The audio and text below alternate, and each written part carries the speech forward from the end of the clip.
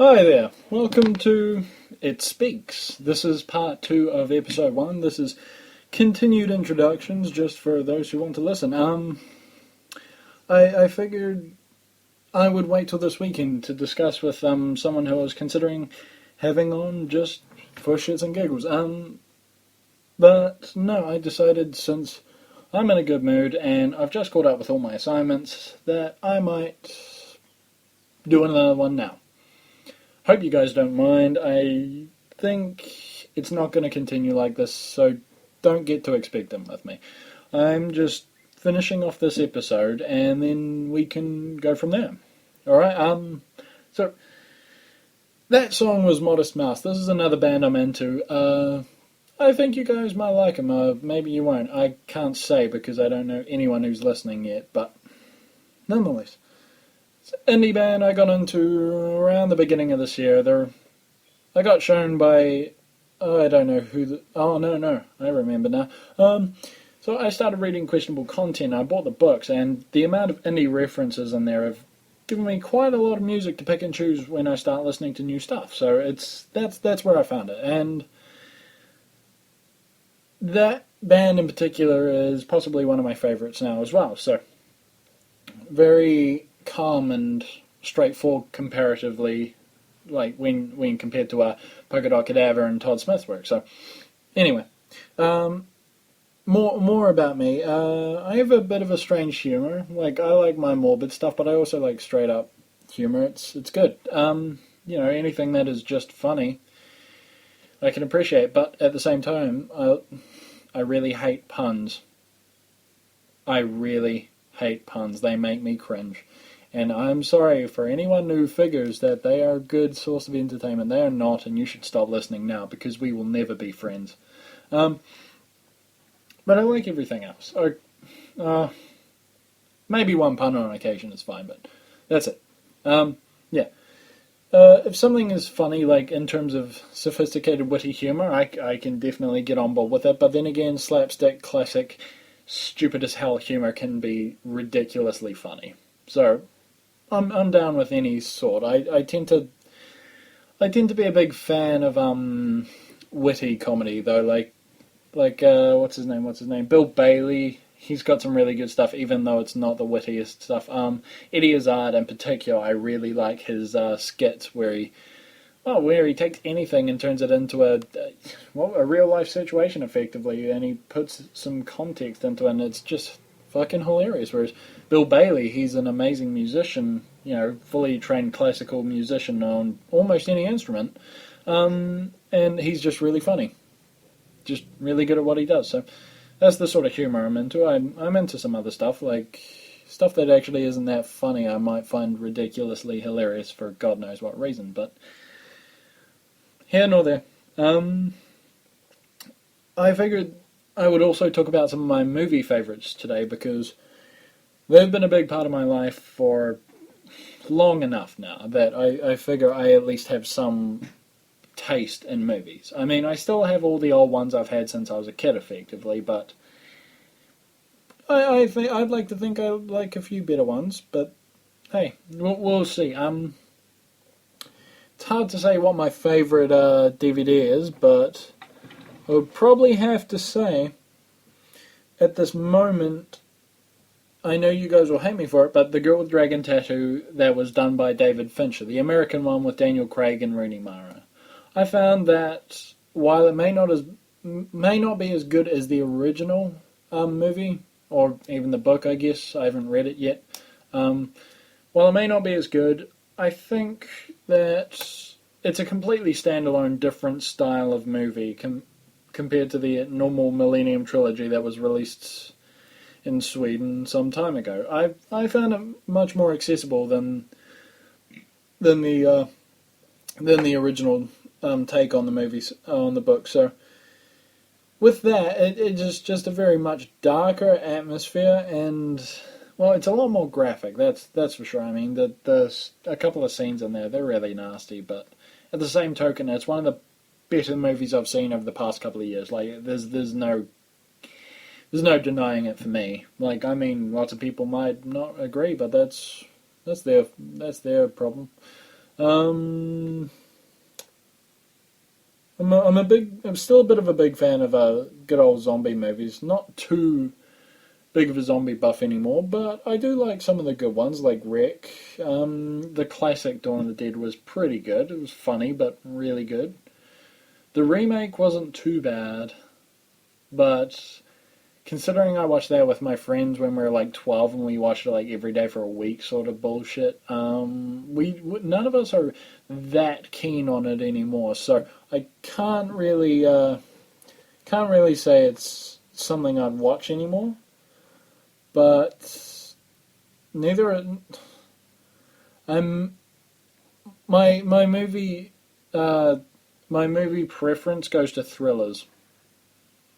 Just that, thrillers. Thrillers tend to make more scary scenes than horror, and better storylines than most other genres. Like I'm fine with dramas. I don't listen to them. I watch a lot of decent dramas, and they're really good movies. But I found there's a little bit of blood pumping when you watch a good thriller. I mean, they do scare you a lot more, like such as Hannibal movies. Red Dragon was my personal favourite out of that three. It was the earliest one released, but at the same token, it was also the only one that starred Edward Norton and Anthony Hopkins, which, having read the books, and having read them a few times each, I found that Red Dragon really, really lives up to the story, like, as the book goes. Like Hannibal and Will's adventure in well, for lack of a better word, adventure in Red Dragon is a really interestingly good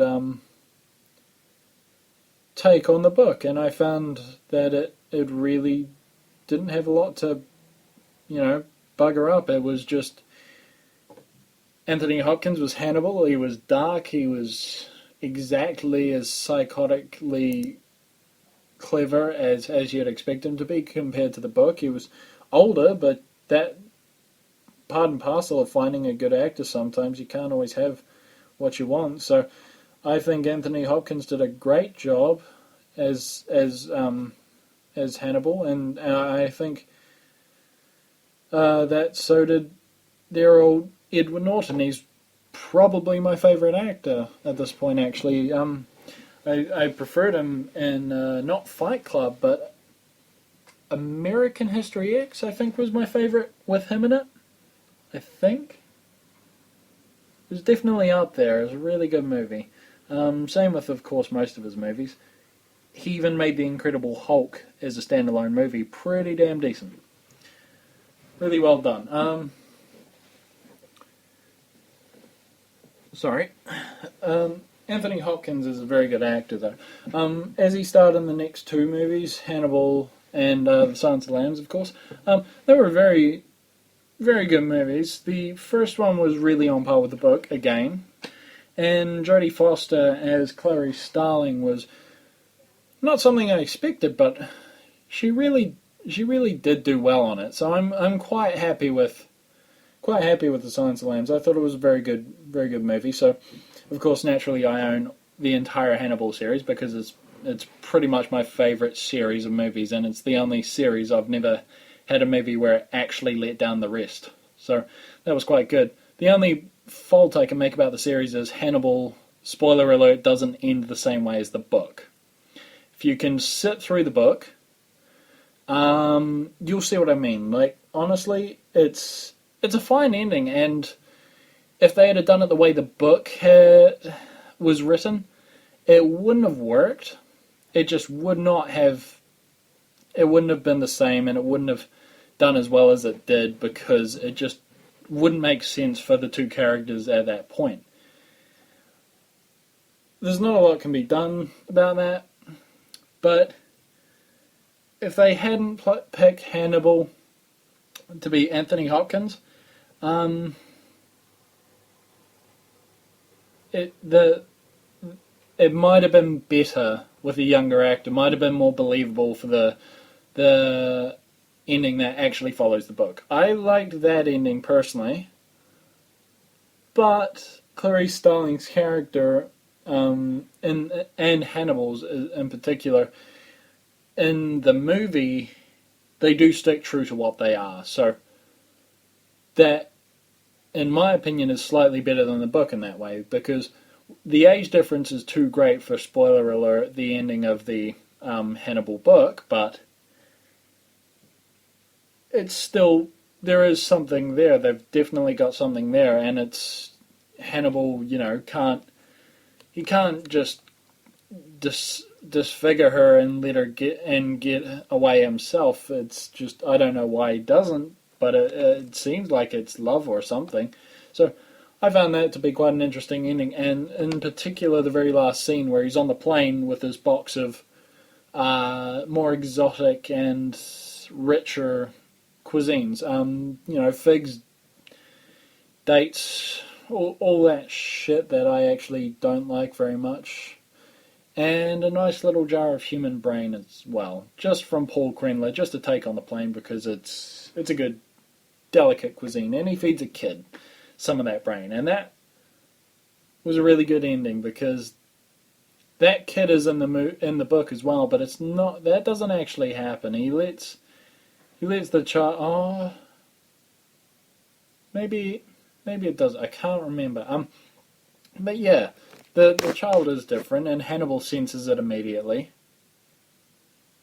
And then, he effectively breeds a cannibal from that. So, I think it was a cool ending, and Hannibal gets away with his one hand left, and it's not that bad. So, that was really quite cool, I thought.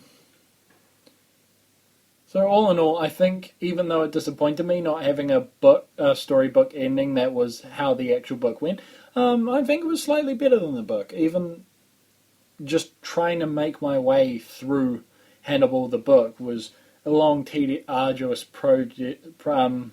process, and it really wasn't that easy to do. Once you got through it, it was, wow, this was a great book, really good to read, but fuck me, if I ever have to read it again, it's not going to be easy, and I'm not going to go through it if I don't need to. So, can't do much about that, but